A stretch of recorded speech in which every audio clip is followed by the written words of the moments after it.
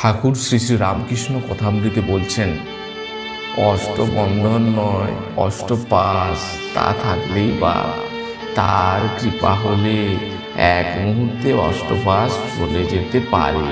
কিরকম জানো? যেমন 1000 বছরের অন্ধকার ঘর আলো লয়ে এলে এক্ষণে অন্ধকার পালিয়ে যায়, একটু একটু করে যায় না, ভেলকিবাজি করে। দেখেছো?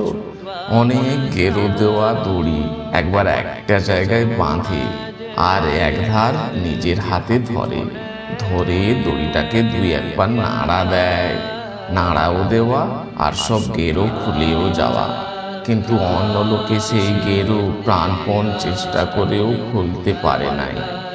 গুরুর কৃপা বলে সব গেরো এক মুহূর্তে খুলে যায়।